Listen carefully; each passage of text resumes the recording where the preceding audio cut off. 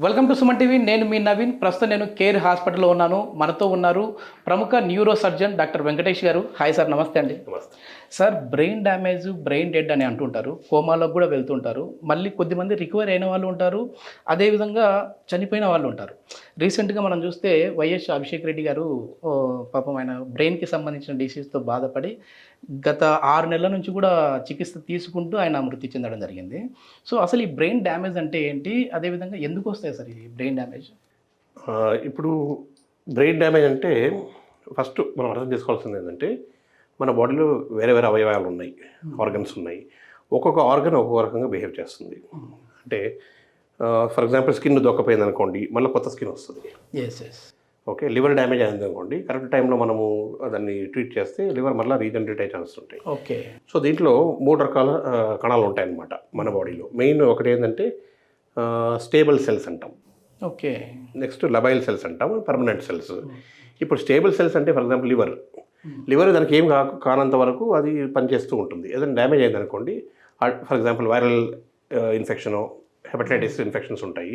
ఆ ఇన్ఫెక్షన్ నుంచి రికవర్ అయిన తర్వాత ఏమవుతుంది, మెల్లగా డ్యామేజ్ అయిన లివర్ని మళ్ళీ రీప్లేస్ చేసే ఒక ప్రక్రియ ఉంటుంది హీలింగ్లో. అలాగే మనకి స్కిన్ ఏదైనా డ్యామేజ్ అయినప్పుడు స్కిన్ ఇమీడియట్గా మళ్ళీ పైన రీజనరేటివ్ ఎబిలిటీ ఉంటుంది. కొన్ని పర్మనెంట్ సెల్స్ ఉంటాయి, ఫర్ ఎగ్జాంపుల్ హార్ట్ కానీ మన బ్రెయిన్ కానీ, దీంట్లో సెల్స్ ఒకసారి డ్యామేజ్ అయితే మళ్ళీ రీజనరేట్ కావు. అదొకటి. రెండవది ఏంటంటే ప్రతి ఆర్గన్, ఫర్ ఎగ్జాంపుల్ కిడ్నీ ఏం చేస్తుంది, మన బాడీలో ఉన్న వేస్ట్ తీసేయడము. ఇంకొన్ని ఉన్నాయి functions. For example red blood cells ఉత్పత్తికి ఎరిథ్రోపాయిటిన్ అనే ఒక హార్మోన్ సెక్రెట్ చేస్తుంది, విటమిన్ డిని ఇంప్రూవ్ చేయడానికి, ఇట్లాంటివన్నీ ఉంటాయి అనమాట. అలాగే లివర్ కూడా, అంటే ఒక్కొక్క ఆర్గాన్కి దాని ఫంక్షన్స్ చాలా లిమిటెడ్గా ఉంటాయి. కానీ బ్రెయిన్ అలా కాదు. బ్రెయిన్కి ఇమ్మెన్స్ ఫంక్షన్ ఉందన్నమాట. అంటే స్పీచ్ ఉంది, మూమెంట్స్ ఉన్నాయి, థింకింగ్ ఉంది, క్యాల్కులేషన్ ఉంది, అన్ని ఆర్గన్స్ అది కంట్రోల్ కూడా చేస్తుంది. హార్ట్ కానీ ఇంకో వేరే అవయవాలు కానీ అది కంట్రోల్ చేస్తూ ఉంటుంది. సో బ్రెయిన్ ఒకటి ఏంటంటే చాలా సున్నితమైనది. Any problem to any other organ can reflect on the brain. ఇప్పుడు సింపుల్గా మీరు వినే ఉంటారు, హైపోగ్లైసెమిక్ కోమా అంటాం. అంటే ఒక వ్యక్తి ఇన్సులినో లేకపోతే మెడిసిన్స్ వాడుతున్నాడు డయాబెటీస్కి, కానీ ఆ రోజు సరిగా ఆహారం తీసుకోలేదు, కానీ అలాగే ఇన్సులిన్ తీసుకున్నాడు అనగానే షుగర్ డౌన్ అయిపోయి షుగర్ డౌన్ వస్తారు. షుగర్ డౌన్ అవ్వగానే first organ which reflects that is the brain. ఇమ్మీడియట్గా కోమాలోకి వెళ్ళిపోతారు వాళ్ళు. ఇమ్మీడియట్ మాకు ఎంబీబీఎస్ టైంలో ఏం చెప్పారంటే, ఎవరైనా కోమాలో వస్తే ఫస్ట్ ఒక 25% ఎక్స్ట్రోస్ ఒక 100 ml ఇచ్చి చూడండి. ఓకే. ఓకే. ఇప్పుడైతే మనకి పక్కనే షుగర్ చూసుకోవచ్చు. అప్పట్లో పక్కనే షుగర్ చూసే ఉండలేదు, ల్యాబ్కి పంపించాలి, అలా ఉండేది. ఇప్పుడు మనం అది గ్లూకోమీటర్తో ఇప్పుడు ఇంట్లో కూడా చూసుకోవచ్చు. షుగర్ తగ్గిపోయిందా ఇమీడియట్గా అది రిఫ్లెక్ట్ అవుతుంది. సో అలాగే ఒకవేళ ఎవరికైనా కిడ్నీ డ్యామేజ్ ఉందనుకోండి, కిడ్నీ ఫంక్షన్ సరిలేదు, క్రానిక్ రీనల్ ఫెయిల్యూర్ అంటాం, క్రానిక్ లివర్ డిసీజ్ అంటాం. అక్కడ ఏమైపోతుందంటే ఆ particular, for example kidney damage ఉన్న వాళ్ళకి again there people can come with coma, uremic coma అంటాం దాన్ని. అంటే కొన్ని వేస్ట్స్ బాడీ ఎలిమినేట్ చేయలేకపోవడం వల్ల అది సెకండరీ బ్రెయిన్కి ఎఫెక్ట్ అవుతుంది.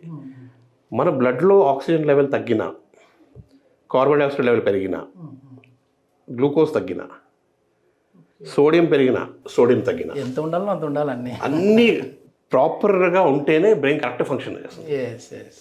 మనం కూడా ఆకలి వేస్తున్నప్పుడు సరిగా కాన్సన్ట్రేట్ చేయలేము.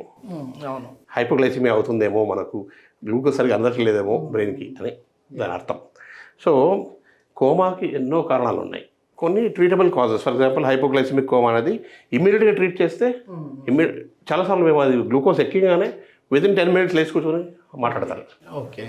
అది. కానీ కొన్ని క్రానిక్ ప్రాబ్లమ్స్, ఇప్పుడు లివర్ డిసీజ్ కానీ కిడ్నీ డిసీజ్ ఇట్లాంటివి, దానివల్ల వచ్చిన కోమాలు it will take some time.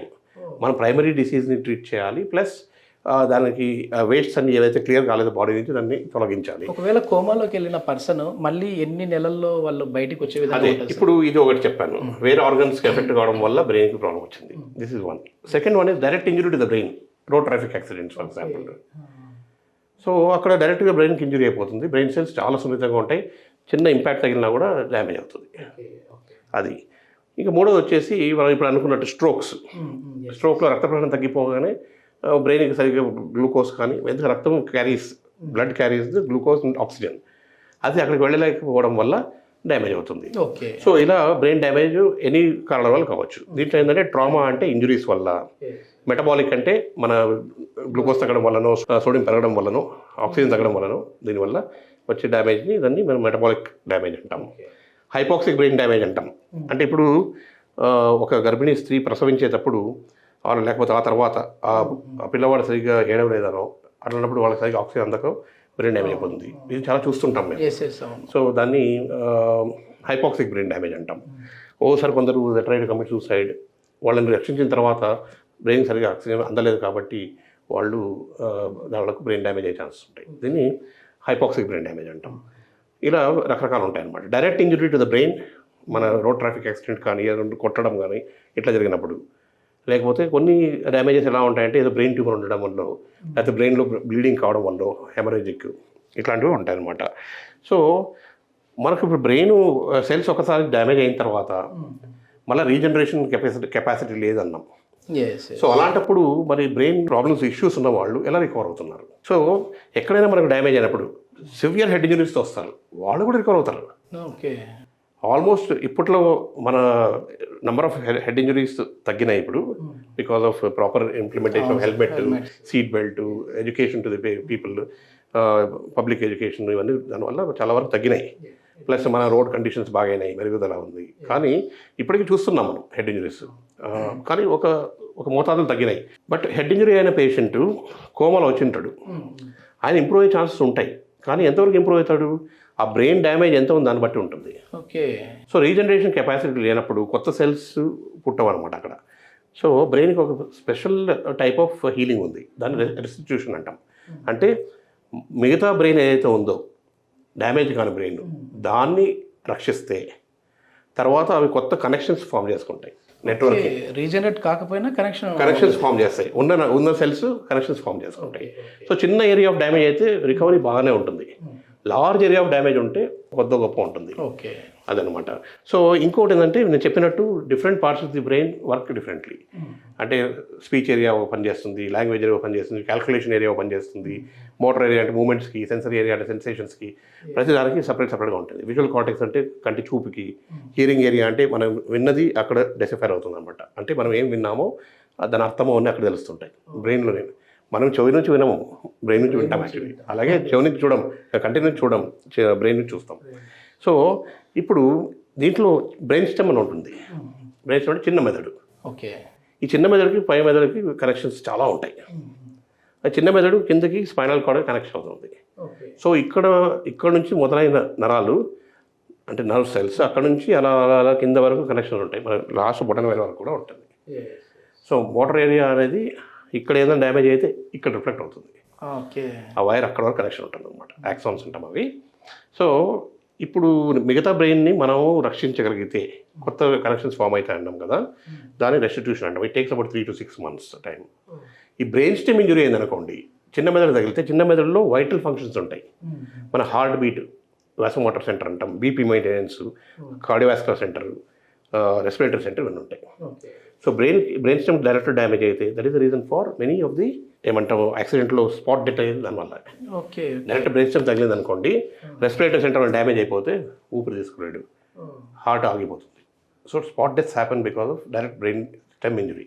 Okay, so చాలాసార్లు బ్రెయిన్ స్టెమ్ స్ట్రోక్స్తో కూడా వస్తారు. రక్తపోసడం బ్రెయిన్ స్టెమ్కి వచ్చడం డ్యామేజ్ అయిపోతే బ్రెయిన్ స్టెమ్ స్ట్రోక్స్ వస్తారు. దీంట్లో హై మోర్టాలిటీ ఉంటుంది. ఓకే, సో ఈ మిగతా బ్రెయిన్ రక్షించే పద్ధతి మనము ట్రీట్మెంట్ ఇస్తాం అనమాట. ఇట్స్ ఆల్ బ్రెయిన్ ప్రొటెక్షన్ అంటాం. బ్రెయిన్ని ప్రొటెక్ట్ చేసుకోవాలి. డ్యామేజ్ అయిన పార్ట్ పోయినట్టే, మనం మిగతా దాన్ని మనం ప్రొటెక్ట్ చేయాలి. ప్రొటెక్ట్ చేస్తే అడిక్వేట్ టైం ఇస్తే కొత్త కనెక్షన్స్ ఫామ్ అయ్యి మళ్ళీ రికవరీ ఛాన్సెస్ ఉంటాయి. ఓకే, మొత్తానికి అంత ఇంటర్లింక్ మొత్తం అంతా కూడా మన బ్రెయిన్ ఒక్కటి సేఫ్టీగా ఉంటే మన టోటల్ బాడీ సేఫ్టీగా ఉంటుంది. కోమాలోకి వెళ్ళిన వాళ్ళు ఒక ఎన్ని నెలల్లో మళ్ళీ బయటికి రావచ్చు సార్? అంటే depends on the cause. Hypoglycaemic coma అన్నాం, తొందరగా హాస్పిటల్కి వచ్చేస్తే మనం ఇంజెక్షన్ ఇచ్చేసి అంటే గ్లూకోజ్ ఎక్కిచ్చేస్తే రావచ్చు, ఇమ్మీడియట్గా 10-15 minutes రికవర్ అయిపోతారు. Okay, but it's delay. కొద్దిమంది 3 నెలలు, 4 నెలలు, 5 నెలలు నేను అదే ఎగ్జాంపుల్ చెప్తున్నా. హైపోగ్లైసిమిక్ కోమా అనేది ఇమ్మీడియట్గా మనం గ్లూకోజ్ ఎక్కిచ్చేస్తే ఇమ్మీడియట్ రికవర్ అయిపోతారు. Severe damage to the brain ఉందనుకోండి, యాక్సిడెంట్లోనో లేకపోతే చిన్న మెదడు దెబ్బ తాకిందో, అట్లాంటి వాళ్ళు వెంటిలేటర్ మీద ఉన్నారు, వీళ్ళు ఎంతవరకు రికవర్ అవుతుందో తెలియదు. How much time it will take nobody nose.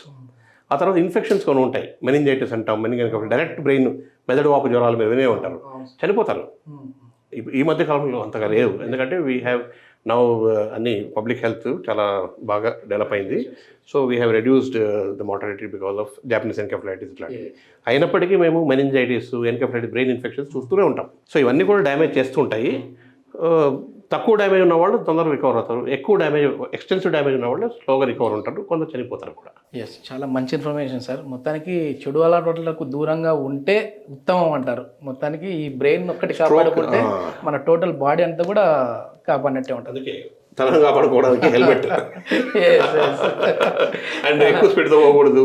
అక్కడ రాసుంటారు 40 కిలోమీటర్స్ కంటే ఎక్కువ వెళ్ళొద్దు, అది ఫాలో చేయాలి. ఎందుకు రాశారు? ఎందుకంటే అంతకంటే స్పీడ్లో వెళ్తే ఆ రోడ్ కండిషన్స్ అలా లేవు టు సపోర్ట్ యువర్ స్పీడ్. అదనమాట. Thank you sir. Thank you.